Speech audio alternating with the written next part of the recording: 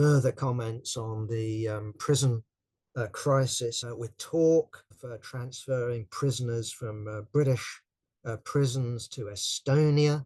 What's that mean in terms of visits?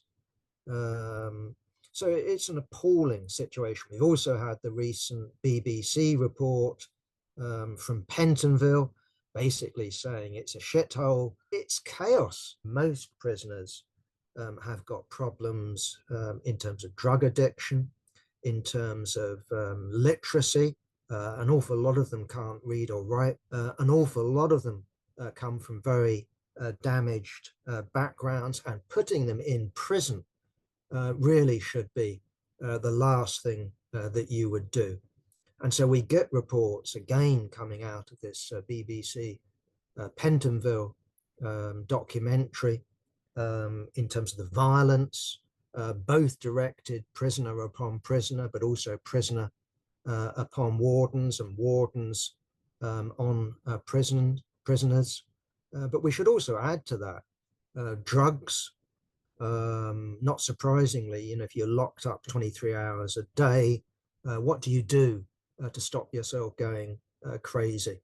Well, turn to drugs. And often it's a situation, if people haven't got a drug problem when they go into prison, it's very frequent that they come out with a drugs problem. We should add to that the role of G4S, used to be called Group 4, underpaid prison wardens actually coming in, not only with drugs, but phones. And they would top up their wages by several thousand. Prison, to use the words of Michael Howard, or to turn around the words of Michael Howard, he's the former Home Secretary, Tory Home Secretary, former Tory leader, famously at a Tory party conference, said prison works. Looking at the state of Britain's prisons at the present time, and the reoffending rate and the damage it does to families and individuals and to society at large, you have to say that prison does not work. But it was useful to look at the situation in Norway. Okay, a smaller country, a richer country than Britain, and apparently they have no life sentences. Courts cannot impose a life sentence. In other words, if you're in prison, you've got hope. You've got hope that you'll be released. If you behave well, you'll be let out early.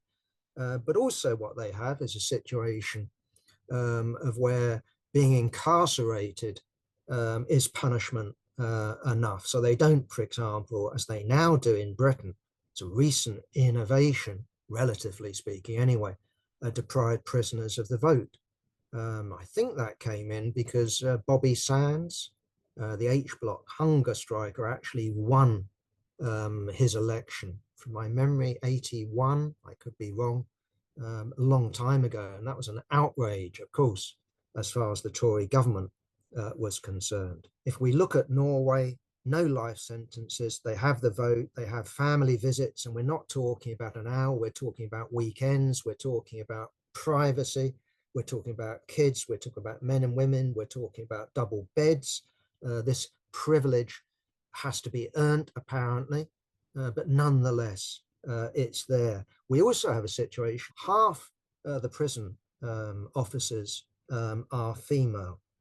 We also have a great emphasis on training them. In Britain, prison officers get 12 weeks training. In Norway, they get between 2 and 3 years training. That includes language and law. So, for example, prison officers in Norway have to learn English because a lot of their prisoners are foreigners, are not English people necessarily, but English as the global language. They have to learn English, they have to learn some law. That's the emphasis, not riots, not pepper sprays, not truncheons. What are the results? 63 out of 100,000 of their population is in prison. In Britain, it's 150, highest in Europe. In Britain, it's a 50% reoffending rate within 1 year. So you let prisoners out, 50% of them will be back in prison after a year. In Norway, it's 20% back after 2 years, 25% back after 5.